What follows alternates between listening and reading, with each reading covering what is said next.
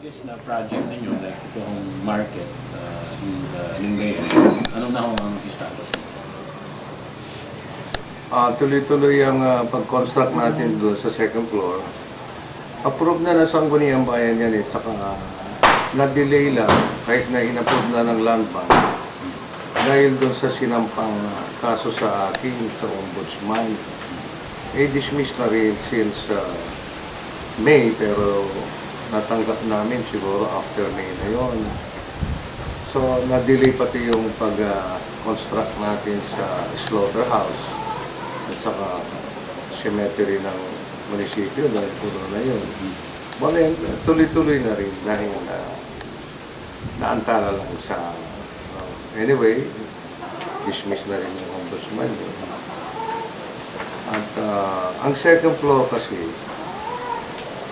doon ilalagay ang fish section, meat section.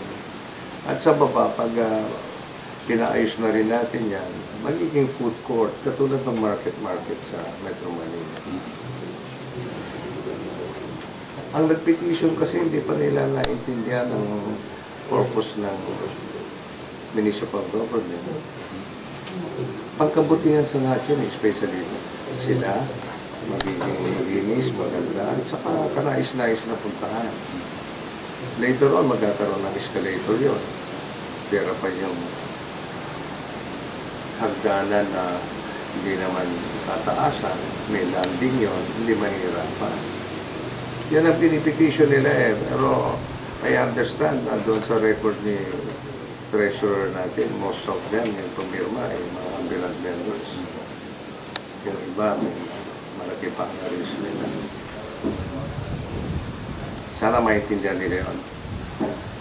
At saka isa pa, sinasa kataparan natin yung mga proyekto pangkabutihan, especially in the various barangays, farm to market roads, mga covered courts, mga repair ng schools, project ng barangay, at saka SK, especially now, nagkakaroon ng halos lahat ng barangay, merong representative ng mga barangay na basketball team ng kabataan dyan sa klase. Ang atin po naman para sa kabutihan ng lahat, saka sa susunod na henerasyon. Any big project sa mga activities na usually sinasalwa sa inyong bayan na inyong pinatlan?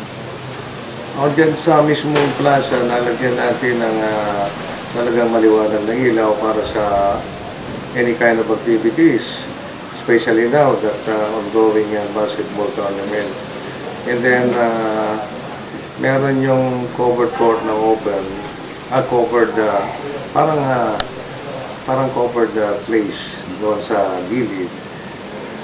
In cases of any activities, especially at night time, kung umulan, at sa araw, pag masyadong mainit, mayroong masisimulan ng activities na ginaganap ng various sectors. At dinadagdagan namin ng ilaw along the two sides of the De La Cruz Auditorium para maliwanag hanggang gabi. Tutulungan ng mga nagtatrabaho at saka mga estudyante paggabi, magiging maliwanag ng kapaligiran.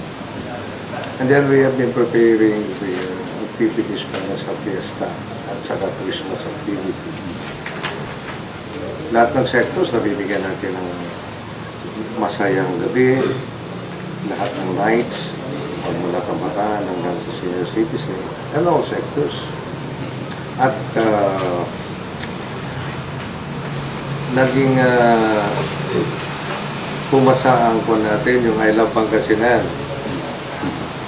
programa ng ating mahal na gobernador. All local government units have their entries sa yung dancing at ang choral group at saka sarsuela. Kami dalawa ang entry namin, pero finalist din yung entry namin na dalawa. And the requirements of it is mga empleyado ng munisipyo. Sir, magtatapos na ho yung taon at ang inyong accomplishment ay yung mga market. Any prospect for 2012 which you would like to implement na hindi nyo pa natapos na plano nyo? Maraming nakalaan sa 2012 nakalagay sa schedule of mga projects for 2012 based doon sa budget ng 2012, 20% development fund, calamity fund, scoreboard fund, general fund. Marami yun. Dahil mga budget naman talaga para sa kabutihan ng infrastructure projects. And even scholarship para sa mga anak ng mga magulang. Sir, any Christmas message para sa ating mga kababayan bilang pagtatapos? Nais nyo ikabatid. Ang Christmas naman dapat masaya tayo lahat. So my messages to our constituents ay sana maganda ang ating dadating Christmas season, especially when marami naman babalik na marami ng tiga-ibang probinsya na pupuntahan dito, pinibisita ang pamilya nila.